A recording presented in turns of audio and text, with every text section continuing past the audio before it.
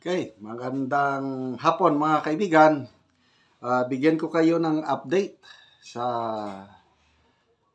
nangyayari ngayon na INC Peace Rally sa Luneta, Grandson. Sobrang dami ang nag-attend. Alamin natin na ilan ng estimate. Millions na ni. Ito, mayroong vlog ni Jojo de Guzman. Gandang pagka-presenta. Pakita ko sa inyo ha. Punong-puno. Sabi ni Jojo de Guzman, daig pa sa People Power Revolution noong 1986 sa dami ng tao. Nanyo maaga pa lang to.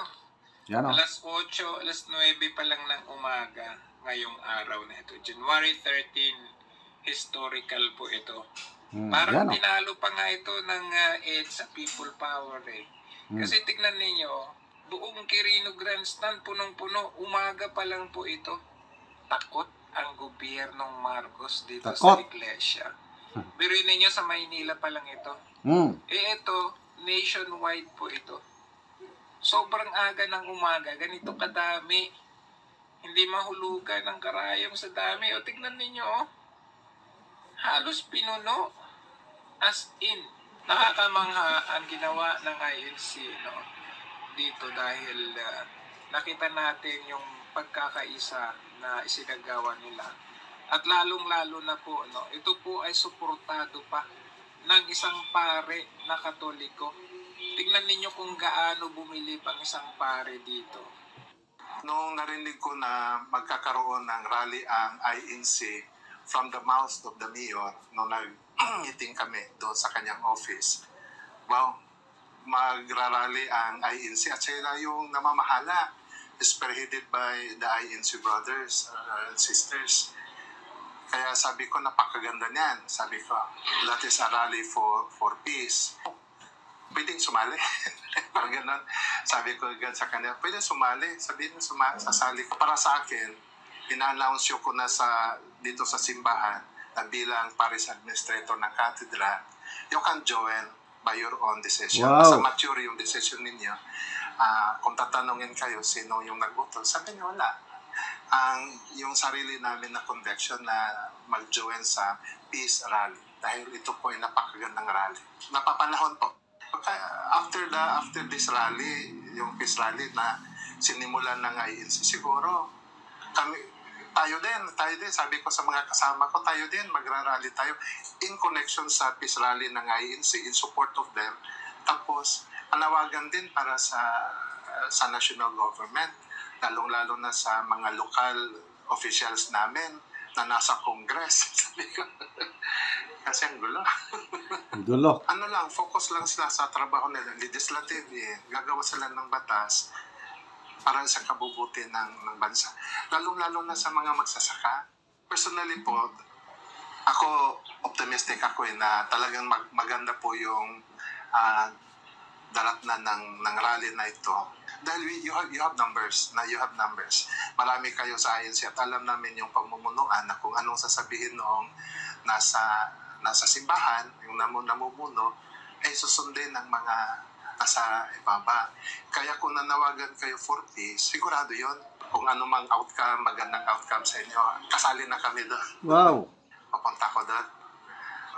Sa ngayon po, saludo ako doon.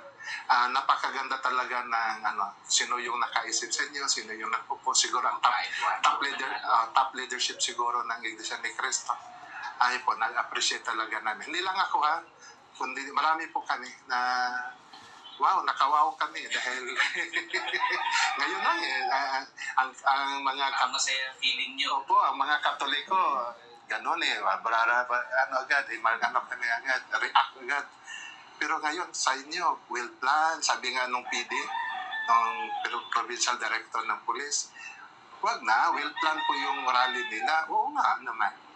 Kasi tagal na, di ba? Tagal yung pinaplana. So hopeful ako, okay ako. Ako okay kami. Ilan kami, okay kami. Yun. So, grabe Kaparian. Kaparian yan Roman Catholic priest. Sumusuporta sa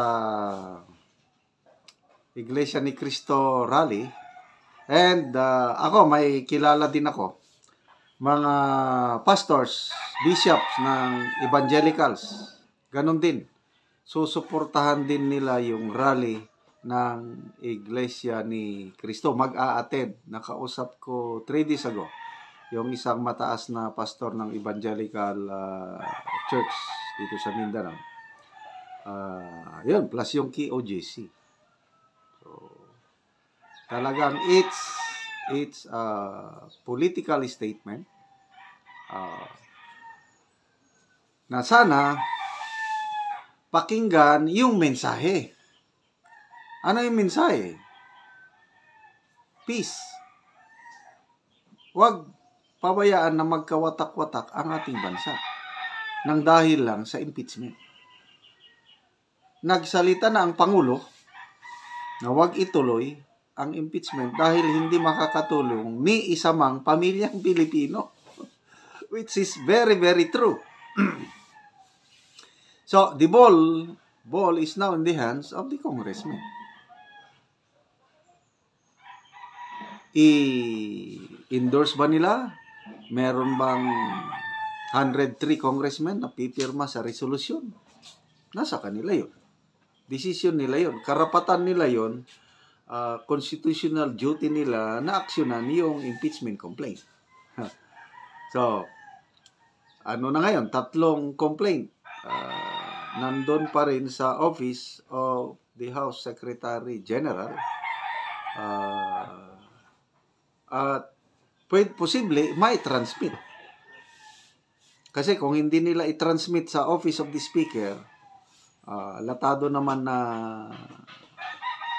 magrereklamo yung mga nag-complain, nag-endorse. So, sa tingin ko, itra-transmit ito sa office of the speaker para matalakay sa Committee on Rules ba yan? Committee on Justice.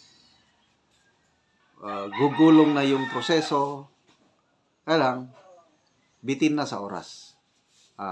Yan ang paglilinaw ni House Secretary General Reginald Velasco na 15 session days na lang ang remaining ng Congress. Nag-open sila ngayon, mag-break sa next month, Pebrero. After that, babalik na sila sa June. Then June, wala na, tapos na. 15 days na lang yun, session days. Kulang daw. Kulang yung 15 session days para mabuo yung proseso,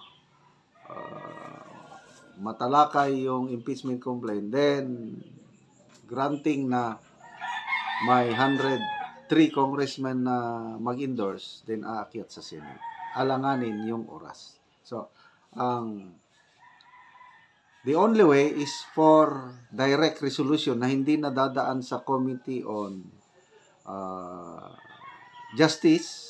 Kagaya yung nangyari sa impeachment complaint noon laban kay dating Pangulong Joseph Estrada. Hindi na dumaan sa Committee on Justice. Nakabuo kaagad ng 1/3 signature, pinirmahan. Akyat diretso ang impeachment complaint sa Senado. Kaya natuloy yung impeachment trial ni dating Pangulong Joseph Estrada. So, ito ngayon, kay BP Sara, nananawagan ang mga Makabayan Black, yung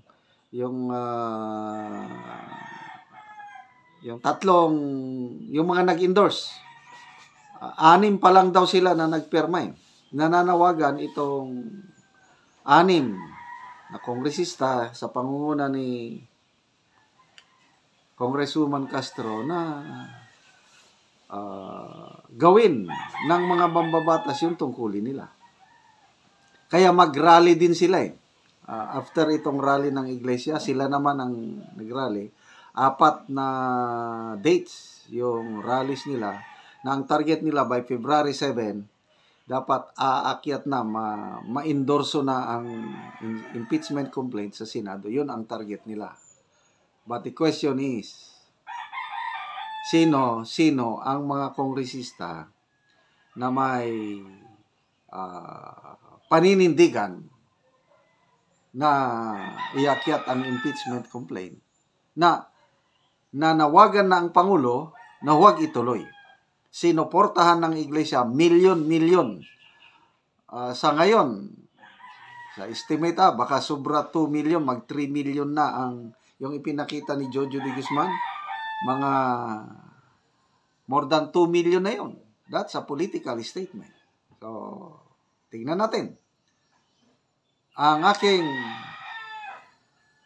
analysis is sana hindi na matuloy para tapos ng usapan. Kaya lang sa susunod na Congress, 20th Congress, yan, itutuloy na naman nila ang impeachment laban kay VP Sara.